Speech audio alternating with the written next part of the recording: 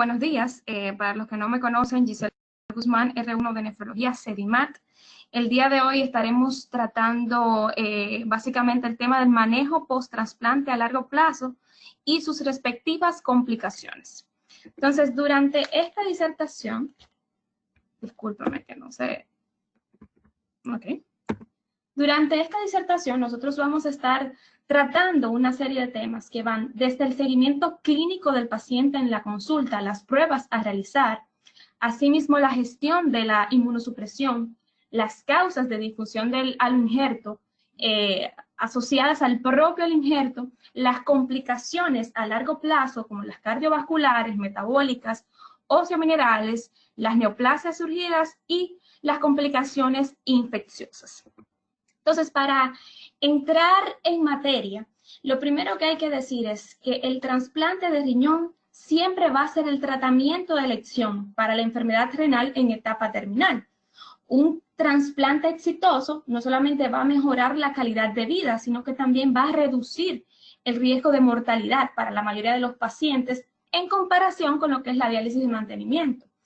Sin embargo, estos pacientes van a requerir un seguimiento cercano, ya que van a estar bajo un régimen de inmunosupresores complejos que los hacen susceptibles a infecciones, a neoplasias y a enfermedades cardiovasculares. Entonces, para mejor entendimiento de este tema, vamos a dividir el manejo del paciente en dos periodos. El periodo post-trasplante temprano, que ya la doctora Francesca expuso, y el periodo post-trasplante tardío. Entonces, en lo que respecta a la falla del injerto, esta se puede definir ya sea por la muerte del paciente o por la necesidad del paciente de emprender un nuevo tratamiento para la insuficiencia renal crónica, dígase necesidad de hemodiálisis, de diálisis en general, o trasplante. Entonces, este cuadrito está bastante interesante porque básicamente nos muestra las causas de pérdida del alógrafo tardíos. Se pueden dividir mitad y mitad. 50% asociado a fallo crónico del injerto. Esta a su vez se va a dividir alrededor de un 80%. Va a depender de factores como el fallo agudo, la mismatch de histocompatibilidad, la sensibilización previa del paciente. Y en otro orden, entonces, vamos a tener la toxicidad por drogas, la recurrencia de la enfermedad de base o una nueva enfermedad. Entonces, ya en lo que respecta al otro 50%, que es la muerte del receptor, pues vamos a dividir las causas en cardiovasculares, siendo estas las más frecuentes, un 40%, infecciosas hasta un 25%, y malignidades que pueden agrupar hasta un 10%. Entonces, ante esto debemos preguntarnos, ¿cómo debe seguirse el paciente trasplantado? ¿Cada cuánto tiempo tengo yo que verlo? Bueno, en el periodo tardío, o sea, a partir de los 3 meses, generalmente, el paciente se ve 2 veces al mes.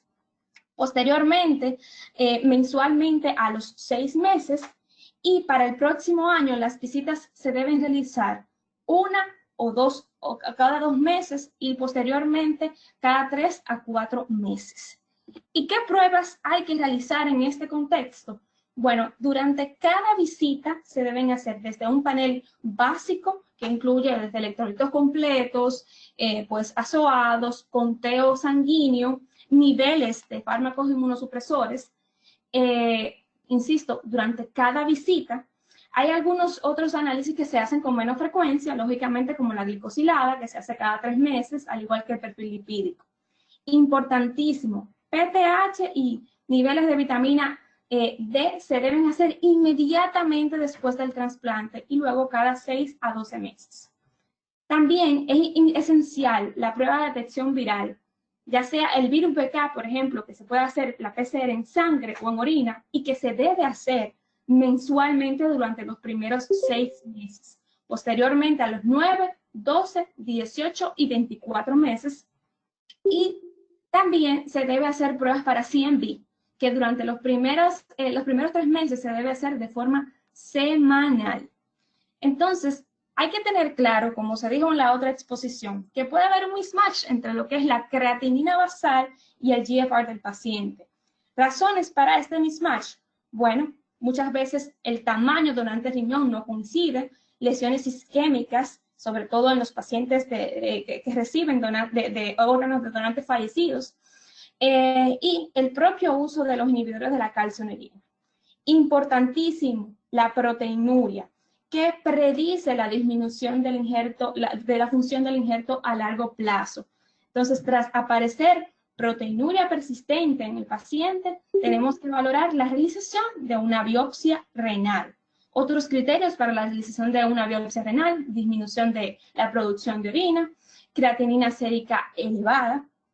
Ok, entonces una vez que nosotros conocemos esto, el otro paso esencial en lo que es el manejo tardío del paciente implica la gestión de la inmunosupresión. Y la gestión de la inmunosupresión va a ir de la mano con, primero, conocer los niveles objetivos para los diferentes fármacos utilizados. Por ejemplo, en el caso de los inhibidores de la calcineuria, específicamente el tacrolimus, se esperan en los meses subsiguientes, o sea, después del primer mes, se esperan los niveles entre 3 a 7 nanogramos por mililitro.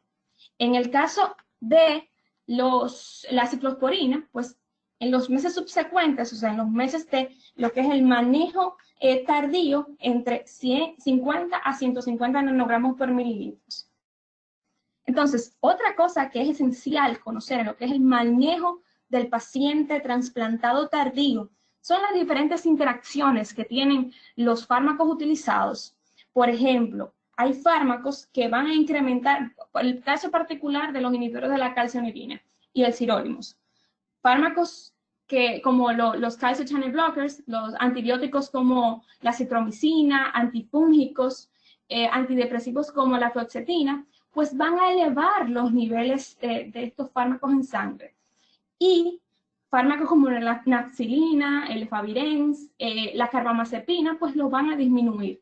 Esencial que uno le diga este tipo de cosas a los pacientes para evitar toxicidades y rechazo posterior.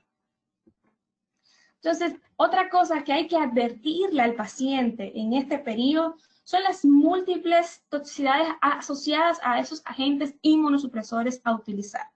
En el caso de los inhibidores de la calcineuria, se pueden, pues, evidenciar, sobre todo con la ciclosporina, insurtismo, hiperplasia gingival. En el caso del tacrolimus, dislipidemia, hipertensión, se pueden ver trastornos neurológicos e insomnio.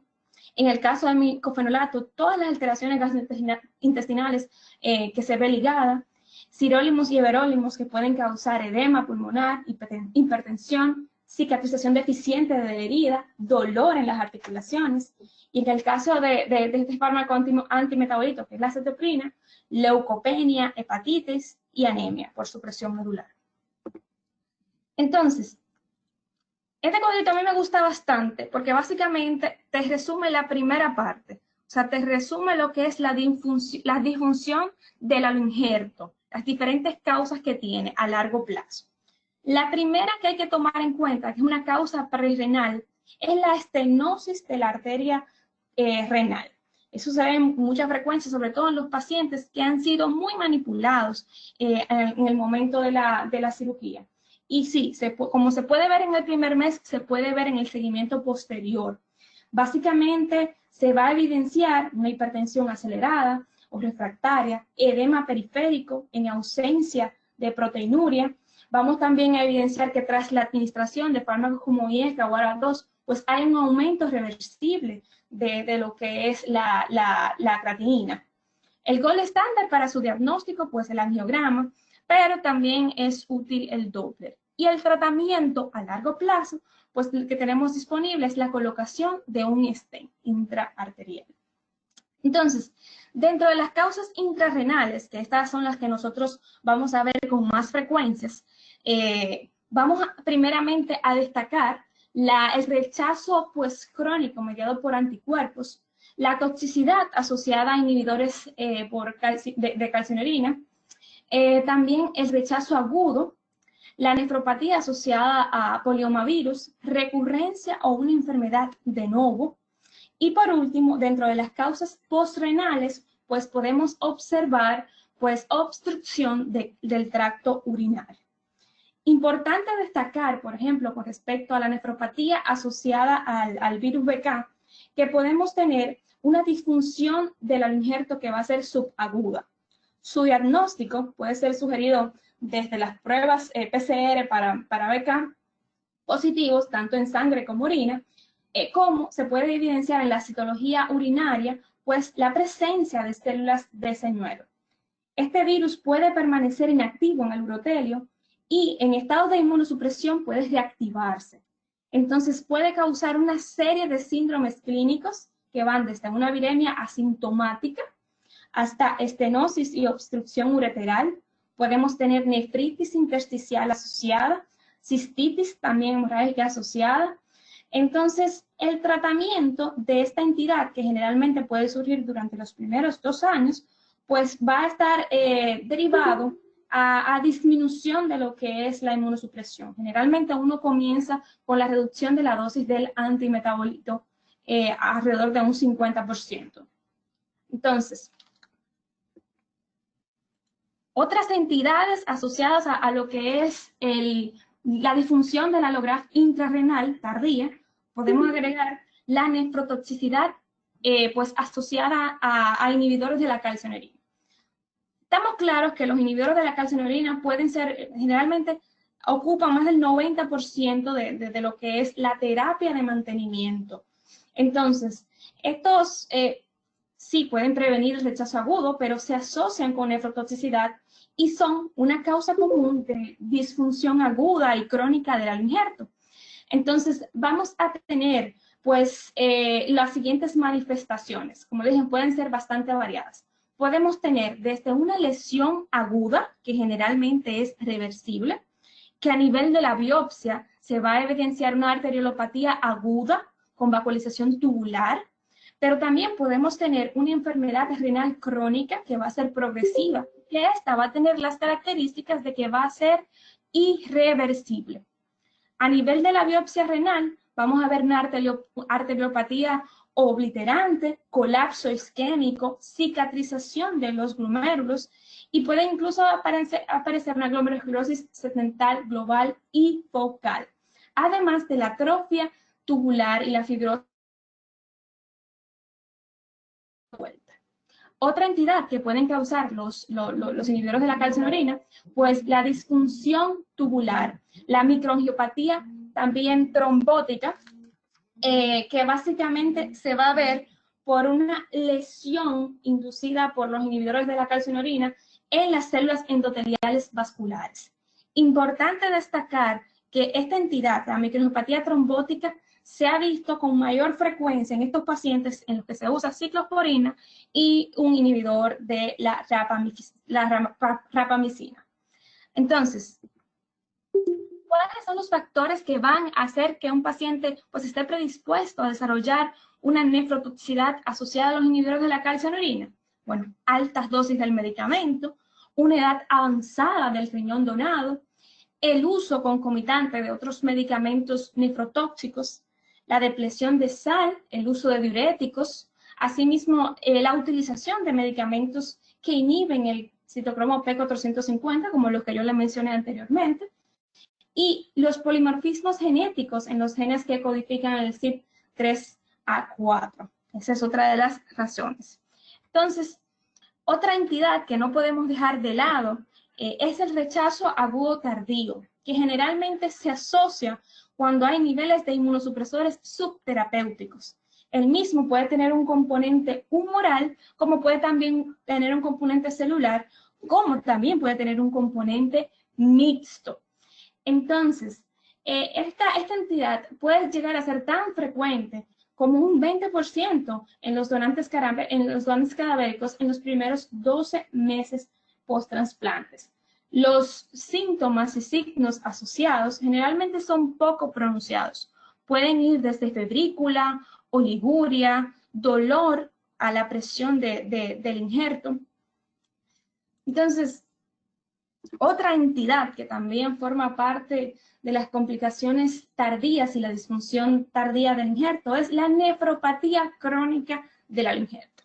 Les advierto que yo voy a dar un resumito de esta entidad porque debe abordarse aparte, es demasiado extensa. Decimos que nefropatía crónica del alo injerto es una disfunción del mismo, del alo injerto renal, que ocurre durante al menos 3 meses después del trasplante, que ocurre en ausencia del rechazo agudo activo o cuando se ha descartado toxicidad asociada a fármacos, sobre todo los inhibidores de la calcio en orina, o cuando ocurre en ausencia de otras enfermedades. El diagnóstico clínico va a estar ligado a disminución o deterioro gradual de la función del injerto, asimismo un aumento lento de la concentración plasmática de creatinina, aumento de la proteinuria, pudiendo en algunos casos ocasionar una proteinuria en rango nefrótico y empeoramiento de la hipertensión.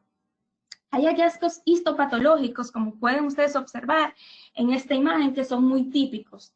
Estos hallazgos van desde contornos glomerulares dobles con matriz mesangial variable, expansión de la membrana basal, pues una región tubular con multicapas, y en esta imagen que se ve aquí, el engrosamiento intimal que es fibroso en las arterias. Entonces, hay factores que van a predisponer el desarrollo de lo que es una nefropatía crónica del alo injerto. Lo más importante, incluso una subcategoría en lo que es la clasificación de Banff, pues son la aparición de anticuerpos donantes específicos, que se pueden ver hasta en un 20% a los 10 años. Esta entidad se le llama generalmente rechazo mediado por anticuerpos activos crónicos, que es un subconjunto, como les dije. Se caracteriza porque además de la presencia de anticuerpos donantes específicos, pueden encontrarse en la tinción pues C4D positivo, además de presencia o evidencia morfológica de un daño tisular crónico. Otros factores que pueden incidir en el desarrollo de la nefropatía crónica del injerto, tenemos la hipertensión, la hiperfiltración glomerular e hipertrofia, enfermedad del parénquima renal recurrente, una función del injerto retrasado y la hiperlipidemia. Entonces, en cuanto al manejo de esta entidad, hay muchos regímenes que se han valorado, desde regímenes que no tienen inhibidores de la calcio en orina, hasta aquellos en los que se le adiciona o se sustituye por sirolimus. Asimismo, hay regímenes que recomiendan pues el cambio de micofenolato por azathioprina. Es importantísimo en este interín la realización de la biopsia, porque en caso de presentar anticuerpos C4D positivos, o sea, presencia de C4D positivo, mejor dicho, en la tinción, entonces hay que abordar otros, o sea, hay que englobar otras entidades terapéuticas, valorar plasmaféresis, asimismo valorar el uso de rituximab o inmunoglobulina. Los criterios de Banff, que yo no los voy a definir porque, insisto, ya se definió en la clase anterior. Otra entidad que también puede ocurrir es la recurrencia de la enfermedad basal. Esta, pues, es la tercera causa más frecuente de pérdida del injerto a los 10 años, después del rechazo crónico y la muerte. Y es importante destacar que las más comunes, las afecciones más comunes que pueden recurrir, en primer lugar tenemos la glomerulosclerosis focal y sedentaria, que puede recurrir en hasta un 34% de los pacientes, la nefropatía por inmunoglobulina A, que puede recurrir hasta un 13% de los pacientes, la diabetes en un 11%, la glomerulonefritis membranoproliferativa igual en un 11%, nefropatías membranosas hasta un 10%. Entonces, es importante, es esencial saber cuál es el diagnóstico. Aquí hago nuevamente hincapié en la biopsia, porque dependiendo del diagnóstico, lógicamente va a ser el tratamiento. Ejemplos, si lo que tenemos es una glomerulosclerosis focal y sedentaria, pues pueden responder perfectamente al uso de plasmaféresis. Si el paciente en la biopsia ustedes evidencian depósitos densos, glomerulopatía asociada a C3, pues pueden estar claros de que esto se asocia a una pobre supervivencia del injerto. Asimismo, hay que valorar terapias como el eculizumab que pueden alterar este pronóstico. Entonces, hay factores que van a afectar directamente lo que es la supervivencia del alo injerto. Factores muchas veces que son donantes receptores y otras meramente asociadas al receptor. En el primer grupo, por ejemplo, la función retardada del injerto puede reducir la vida media del injerto hasta en un 30%. El mismatch HLA se ha visto que en estos pacientes que tienen al menos 2 haplotipos en común pueden tener pues una supervivencia a los 15 años de hasta un 74% del injerto. Lógicamente, como ya hemos hablado en la evaluación del donante y del receptor, donante fallecido, pues peor pronóstico para el injerto. La edad del donante, edades extremas, ya sean muy jóvenes o muy viejos, peor pronóstico. El género del donante, esto es esencial porque se ha discutido mucho y se tienen varias teorías, entre estos que cuando las mujeres donan, pues por la disminución de lo que es la masa renal, pues generalmente hay una disminución en la supervivencia del injerto. La etnia, que es importantísima tanto para el donante como para el receptor, porque ustedes saben que en el caso de una etnia, pues, la raza negra, pues tiene mayor probabilidad de polimorfismos a nivel del gen APOL1, mayor probabilidad de CKD, de progresión a CKD, y mayor probabilidad de disfunción o función retardada más bien del injerto. En cuanto a los factores meramente del receptor, pues quiero destacar el género, que aquí se tienen varias teorías y al final no se sabe honestamente. Algunos dicen que a las mujeres le va mejor, otros dicen que un receptor hombre pues tiene mejor pronóstico. También la sensibilización del receptor por procesos como inmunizaciones, como transfusiones, perdón, como el embarazo. Y también determinante la causa de la insuficiencia renal crónica. Y el tiempo que el paciente pues duró en hemodiálisis, si llegó a hemodiálisis. Mayor tiempo, peor pronóstico para el injerto. Entonces, la otra entidad que nosotros tenemos que evaluar, ya hablando de lo que es las complicaciones per se, complicaciones y muerte del receptor. Tenemos que comenzar destacando las complicaciones cardiovasculares. Se estima que, como le dije en un principio, estas estilan hasta un 40% de la mortalidad y por lo tanto, la pérdida de lo que es el injerto. Entonces, se estima que alrededor de un tercio de los receptores de trasplantes renales van a tener alguna forma de enfermedad cardiovascular. Siendo estos factores como la obesidad, el tabaco, la dislipidemia, la hipertensión y la diabetes, los factores de riesgos determinantes más importantes. En cuanto a la obesidad, un 50% de los trasplantados son obesos u obesos mórbidos. ¿Y por qué? Bueno, esto se va a asociar desde el uso de glucocorticoides en dosis altas en el periodo peritrasplante, también el uso a largo plazo de dosis de mantenimiento con glucocorticoides, el apetito que mejora tras la reversión de la uremia y la inactividad física. En el caso del tabaco, importante destacar que no solamente pues, afecta la supervivencia del receptor, sino también la función del injerto. Y la dislipidemia, múltiples fármacos inmunosupresores pueden causar. Destacar el sirolimus, los inhibidores de la calcinurina, sobre todo la ciclosporina y el propio uso de los glucocorticoides. Entonces, es por eso que tenemos múltiples, por así decirlo, medidas para prevenir pues la prolongación o la perpetuación más bien de este daño cardiovascular. Dentro de las herramientas con las que contamos, el uso de estatinas, que se asocia a una reducción de hasta un 30% en el riesgo de eventos cardiovasculares importantes. Es por esa razón que la CADIGO recomienda, tiene un nivel de recomendación 2A, de que todos los receptores de trasplante de riñón sean tratados con una estatina.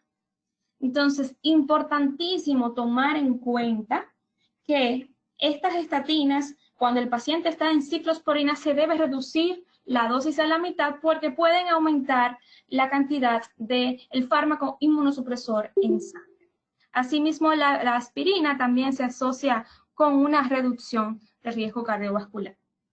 Importante destacar qué yo le doy a cada uno. O sea, cuándo dar estatinas de alta intensidad, cuándo dar estatinas de moderada intensidad. Pacientes con un riesgo cardiovascular de más del 10%, alta intensidad. Pacientes con un LDL más de 190, alta intensidad. Diabéticos con más de 7.5% de riesgos, alta intensidad.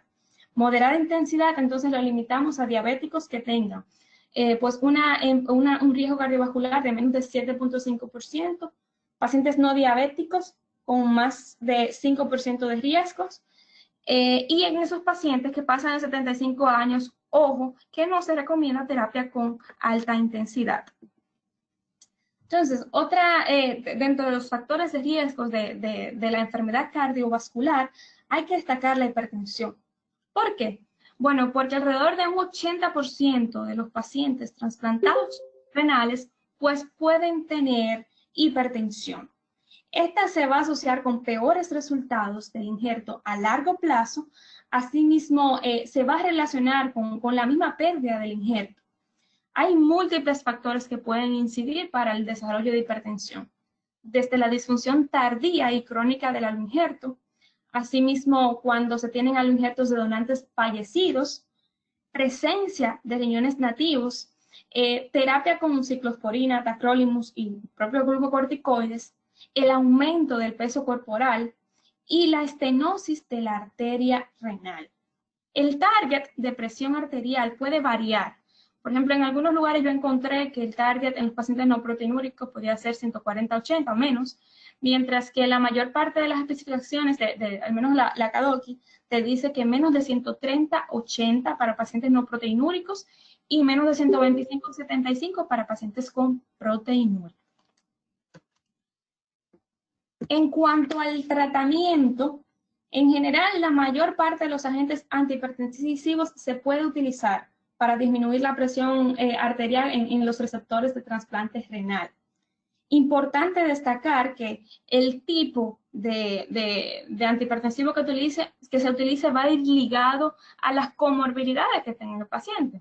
Por ejemplo, en un paciente que tenga disfunción sistólica, ustedes no van a utilizar un inhibidor de los canales de calcio. También, ojo con los inhibidores de los canales de calcio, sobre todo los no dihidropiridínicos, que al inhibir el P450, pues van a aumentar los niveles de calcinorina y pues de los inhibidores de la calcinorina y de los inhibidores de la rapamicina. Entonces, opciones que tenemos también, los diuréticos tiazídicos, tomando en cuenta que estos generalmente uno los prefiere cuando el paciente tiene un GFR mayor de 30, cuando no hay depresión importante de volumen ni hiperuricemia. Importante que estos pueden potenciar la acción de otros fármacos como los IECA o ARA2. Por cierto, en el caso de los IECAs y ARA2, que pueden llegar a ser terapia de primera línea, estos pueden reducir la proteinuria, pueden estabilizar el deterioro de la función renal en esos pacientes que tienen disfunción crónica del aloinjerto, y esto lo pueden hacer pues reduciendo la producción del factor de crecimiento transformante beta. Entonces también se han visto con ello la reducción de la incidencia de eventos cardiovasculares en pacientes de alto riesgo, y pueden también disminuir la resistencia a la insulina. Siempre tomar en cuenta que estos fármacos pueden causar un aumento transitorio de la creatinina sérica, hasta un 30% de lo que es la creatinina basal. Pero insisto, esto es transitorio y reversible. Entonces, otra entidad que hay que destacar, otra complicación a largo plazo de lo que es el paciente trasplantado renal, pues las anormalidades en lo que es la tolerancia a la glucosa, que pueden aparecer en hasta un 30% de los pacientes trasplantados, muchas veces en ausencia del diagnóstico de diabetes pretrasplante. Entonces tenemos una entidad que es la diabetes de nuevo inicio en el paciente trasplantado. Hay muchos factores que pueden colaborar a que se produzca esta entidad. Desde el hecho de que el riñón pues nuevo puede metabolizar, puede excretar insulina de una manera más eficiente que esos riñones nativos que fallaron. Asimismo, el riñón trasplantado tiene propiedades gluconogénicas Y, lógicamente, los medicamentos de la inmunosupresión, como los glucocorticoides, los inhibidores de la calcinurina, los inhibidores de la rapamicina, que también son diabetogénicos. Y si usted le suma los factores de riesgo preexistentes, tiene la receta perfecta para una diabetes.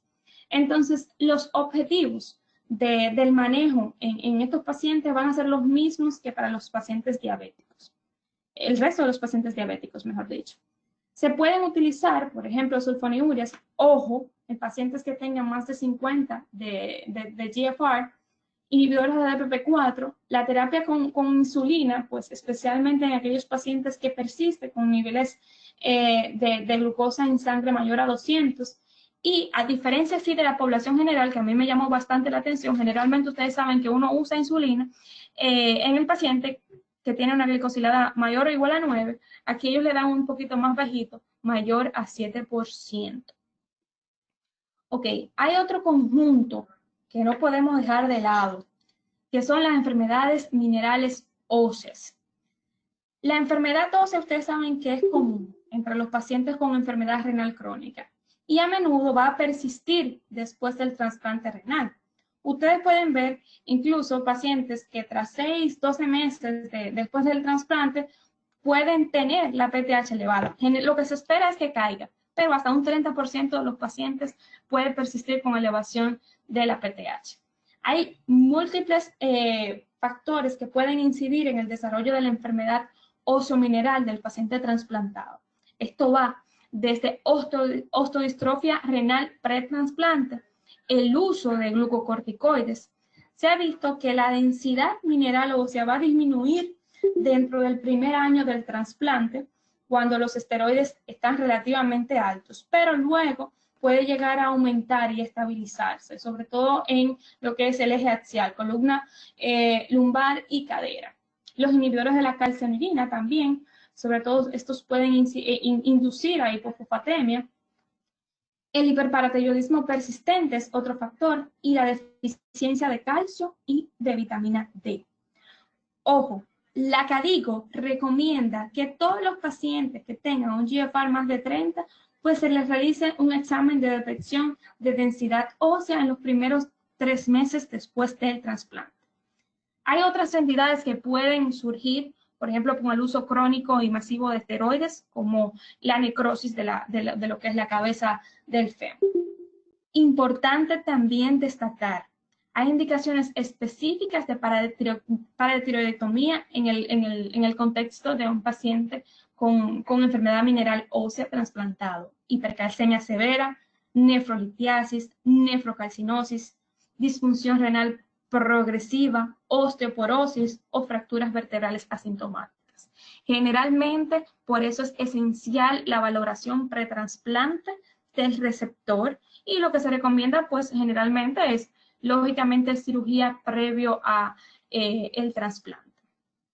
Entonces, otros trastornos que hay que destacar, los trastornos hematológicos. La leucopenia, por ejemplo, se puede ver hasta un 60% de los pacientes. Al menos hasta un 60% de los pacientes durante el primer año en algún momento van a manifestarse con leucopenia. Causas de esto, bueno, desde la utilización de fármacos que agotan los linfocitos, la utilización de agentes antimetabolitos, agentes antivirales, virus como el parvovirus B19, el herpes simple humano 6. Generalmente lo que se hace es reducir la dosis de la inmunosupresión o de la medicación ofensiva. Entonces, en cuanto a la anemia, es tan común como un 40% de los receptores de trasplante renal, viéndose incluso en este 40% un 10% que va a tener anemia severa. Los factores que van a estar ligados a esto, bueno, anemia persistente, pérdida de sangre durante el transquirúrgico y el cese abrupto de los agentes estimulantes de la eritropoyetina. Lo que se espera es que a los 6 a 12 meses esa anemia se resuelva, lógicamente corrigiendo los factores de base. Otra entidad que puede ocurrir en el manejo tardío del paciente, que ocurre generalmente a los 8 a 24 meses, es la eritrocitosis. Se puede ver hasta un 22% de los pacientes receptores de trasplante renal. Se ve mucho más en esos pacientes que permanecen con sus riñones nativos. Y lo que se cree es que la eritrocitosis no la causa el riñón nuevo, sino que a raíz de esos riñones nativos se libera pues el IGF-1, el factor de crecimiento 1, que va a aumentar la sensibilidad de los precursores eritroides a la eritropoyetina. Entonces vamos a tener estimulación constante. Otra entidad que puede causar eritrocitosis es la presencia de estenosis de la arteria renal. Otra cosa que podemos ver también con frecuencia es la trombocitopenia. Entonces, vamos a hablar de cáncer. Importantísimo destacar, el paciente renal, el paciente trasplantado renal son 3 veces más propensos a desarrollar cánceres en relación con la población general. Los cánceres más frecuentes, sarcoma de Kaposi, cáncer de piel, sobre todo escamoso y de labio. Asimismo, hay que destacar el cáncer de riñón, que puede llegar a ser 6 veces más frecuentes en los receptores de trasplante de riñón. Generalmente lo que tiene es un adenocarcinoma típica de bajo grado. Hay otros cánceres, sin embargo, que no aumentan su incidencia, como es el cáncer de próstata o el cáncer de mama. Entonces, aquí quiero destacar los más comunes. Ya les dije, es más común el cáncer de piel, cáncer de labio, hasta 13 veces más frecuente. Pueden haber múltiples factores, desde el efecto acumulativo de la inmunosupresión, la exposición a luz ultravioleta, la infección concomitante con virus de hepatitis, el virus de papiloma humano, perdón. Entonces, generalmente lo que se recomienda es un cambio de inhibidores de la calcinorina a sirolimus, y esto reduce el riesgo de progresión en más de un 44%. Importante también que estos pacientes tienen que tener un screening dermatológico anual. Y, lógicamente, en cada visita usted tiene que chequear que el paciente no tenga ninguna lesión de novo. En el caso del sarcoma de Kaposi, mucho más frecuente en los portadores de herpes virus tipo 8, asimismo también más frecuente en esos pacientes que son de ascendencia judía, árabe y mediterránea. Importantísimo que el tratamiento va a implicar excisión quirúrgica, radioterapia, quimioterapia e incluso inmunoterapia, dependiendo de la extensión, lógicamente. E igual se recomienda reducir o modificar la inmunosupresión. En el caso de la otra entidad que voy a destacar, que es la que me gustaría que ustedes pues le prestaran un poquito más de atención, que es el trastorno linfoproliferativo post-trasplante. Este trastorno se puede evidenciar en hasta un 15%, o sea, tiene una variación de 0.8 hasta 15% de aquellos pacientes que se trasplantan con órganos sólidos. La distribución de esta entidad es bimodal. Se puede presentar en el primer año post-trasplante, así como se puede presentar a los 4 años o más post-trasplante. Entonces, los factores de riesgos para el desarrollo de esta entidad: un donante positivo para Epstein-Barr y negativo para, o sea, un donante positivo y un receptor negativo. Igual, un donante positivo con CMV y un receptor negativo. Los receptores pediátricos es mucho más común y también va a estar directamente relacionado con la intensidad de la inmunosupresión. Entonces, este cuadrito básicamente lo que pretende es pues desarrollar las diferentes manifestaciones clínicas que puede tener un paciente con un desorden linfoproliferativo post-trasplantes. En la enfermedad temprana ustedes van a ver un síndrome mononucleosis-like, básicamente una clonalidad policlonal. El pronóstico es bastante bueno y el tratamiento consiste en reducir la inmunosupresión y aciclovir.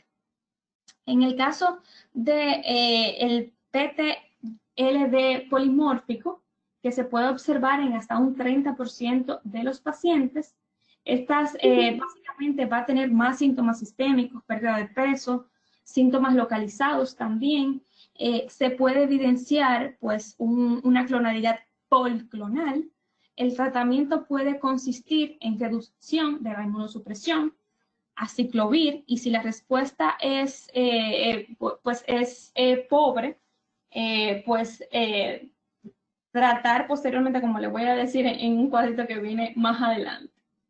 Y el de peor pronóstico, que es el PTLD monoclonal, que va a tener linfoma, sobre todo el linfoma no Hodgkin, hasta un 90% de los casos, linfoma de alto grado, con una clonalidad monoclonal meramente. El pronóstico va a ser sumamente pobre. La terapia pues se va a basar en la reducción de la inmunosupresión. Generalmente se puede combinar con cirugía, quimioterapia, radioterapia, y se puede también utilizar rituximab. Entonces, me gusta bastante este cuadrito porque te permite pues hacer el assessment de cómo tú vas a tratar al paciente con cáncer, qué tú vas a hacer con la inmunosupresión. Este cuadrito yo lo saqué del Danovich. Y básicamente lo que te dice es, pacientes que tengan, dependiendo del pronóstico, si el paciente se diagnostica con un cáncer y tiene muy mal pronóstico, no haga ningún cambio en la inmunosupresión.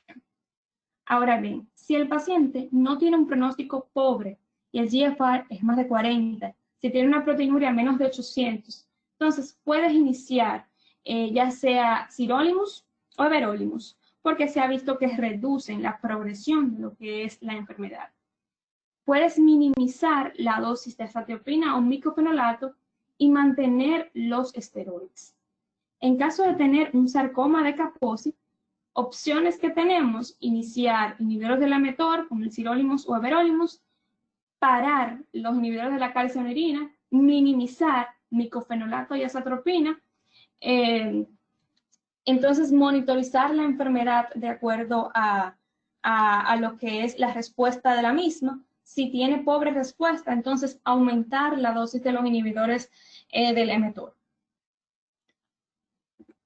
Otras entidades que tienen alta mortalidad, como les dije en un principio, hasta un 25% de los pacientes renales trasplantados pueden verse afectados por infecciones, pueden causar mortalidad, más bien. Estos pacientes van a ser susceptibles.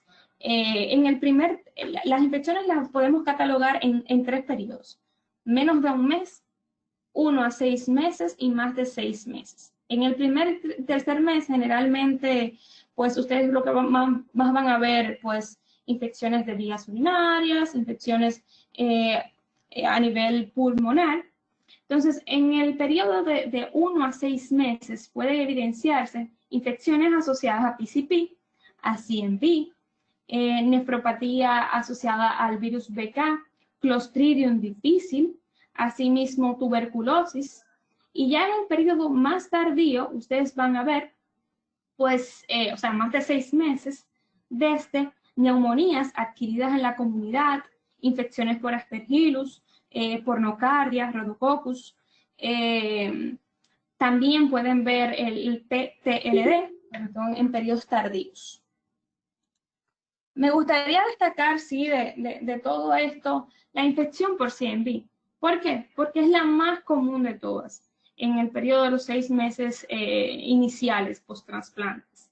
Esta se puede deber a reactivación del virus del receptor latente, como se puede también asociar a la reactivación del virus derivado de donantes latentes. O sea, puede tanto reactivarse por asociación con el receptor como con el donante. Entonces, las manifestaciones van a ser sumamente variadas. Podemos tener efectos sistémicos como fiebre, malestar general, leucopenia, y esto se va a ver generalmente en periodos tempranos de la enfermedad.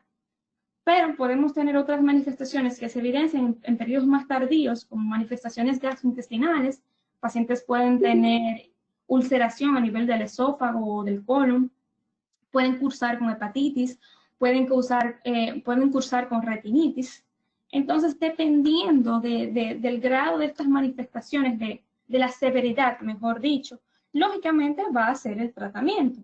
Estos pacientes que tienen una viremia pues, sintomática, pues pueden ser tratados con reducción de la inmunosupresión y valganciclovir oral. Estos pacientes que tienen una enfermedad moderada se deben tratar igual con valganciclovir, y en pacientes que tengan una enfermedad severa, ganciclovir endovenoso. En lo que respecta a la profilaxis, importante, todos los pacientes que sean los receptores que sean positivos, entonces deben tratarse. Receptores negativos con donantes positivos, igual deben tratarse. Entonces, aquí este cuadrito que básicamente lo que pretende es explicar el seguimiento que le debemos dar a estos diferentes pacientes para la prevención o la detección temprana de estas infecciones. Por ejemplo, para el virus BK, como ya yo les dije, los primeros 6 meses son esenciales. Se debe hacer todos los meses análisis de orina, o sea, PCR en orina o sangre para detectar BK. Para CMV, durante los primeros 3 meses se debe hacer semanal PCR, ya sea en sangre o en orina, el tratamiento valganciclovir oral o ganciclovir intravenoso.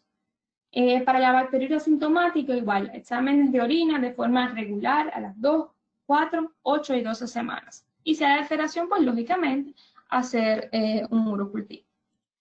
En cuanto a las vacunas, es muy común que a ustedes le pregunten, doctor, pero mire, yo me puedo vacunar, yo me trasplanté.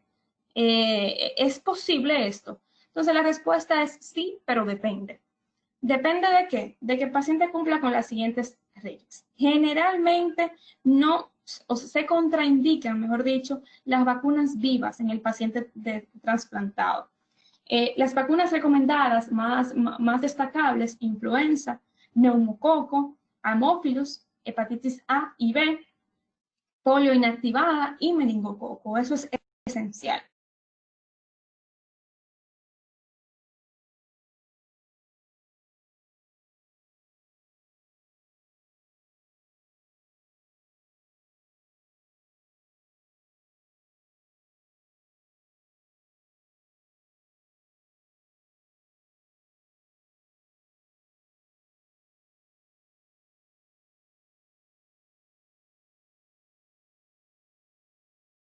Inactivadas con pues estos medicamentos, sobre todo los fármacos antimetabolitos, aumentando la patogenicidad de pues las vacunas laterales, mejor dicho.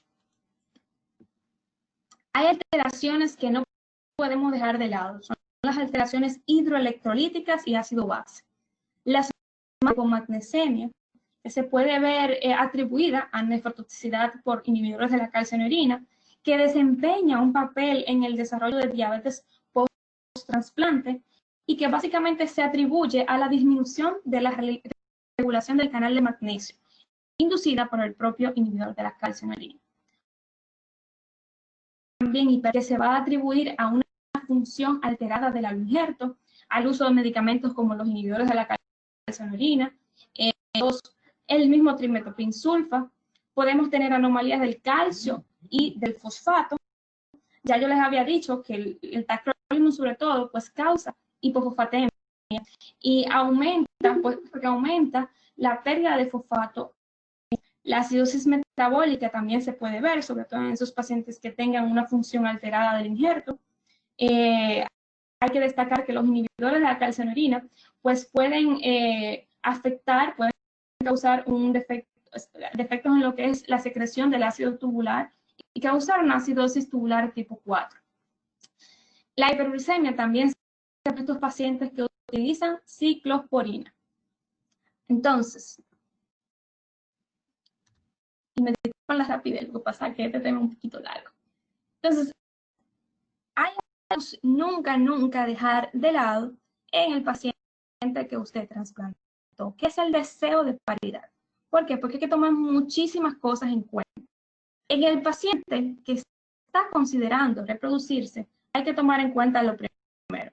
Está bien que sí, en definitiva, la infertilidad es sumamente común con enfermedad renal terminal. lógicamente la fertilidad va a mejorar a los pocos meses del paciente haberse trasplantado. Más sin embargo, por ejemplo, en los hombres puede haber una reducción persistente en el conteo de los espermatozoides y una alteración en los espermatozoides. Por los fármacos que se utilizan, el sirolimus, pueden disminuir los niveles de testosterona. Pero en esa mujer, comenzar desde el primer mes que el paciente pues sea trasplantado, pues terapia anticonceptiva. ¿Por qué? Bueno, porque estamos claros que hay múltiples fármacos que tienen efectos. El micofenolato, por destacar uno, sabemos que generalmente se prefiere parar los 3 a 6 meses antes del intento de embarazo. ¿Por qué? Porque tiene efectos teratogénicos, como le dije. Hay mayor riesgo de pérdida del embarazo en el primer trimestre con el uso de este fármaco. Generalmente lo que se recomienda, pues, es continuar con azathioprina. Entonces, las condiciones ideales para que una mujer se embarace habiendo sido trasplantadas son las siguientes. Primero, una paciente que tenga al menos 1 año luego del trasplante. Pacientes con una creatinina sérica preferible alrededor de 1.5 o menos, que no haya tenido episodios recientes de rechazo agudo, que esté normotensiva o que los antihipertensivos requeridos sean mínimos, que haya pues poca proteinuria, que sea mínima, que tenga un ultrasound normal del allograft y que esté utilizando medicamentos que sean seguros durante el embarazo. Miren, independientemente de se haga todo esto, siempre va a haber un riesgo. Es más, las pacientes embarazadas, trasplantadas, van a tener alrededor de un 30% de riesgo de desarrollar hipertensión durante el embarazo. Asimismo, prematuridad se puede ver en hasta un 60% de los pacientes, de los fetos, y una restricción del crecimiento de hasta un 52%. Y, lógicamente, las infecciones del tracto urinario van a ser mucho más comunes, ocurriendo hasta un 40% de las mujeres embarazadas. Entonces, esta fue mi disertación, de verdad yo espero que algo hayan aprendido. Si el tema es sumamente extenso y este tema se tiene que ver por partes, la bibliografía que yo utilicé en primera instancia, UpToDate, Brenner, Danovich y el Comprehensive.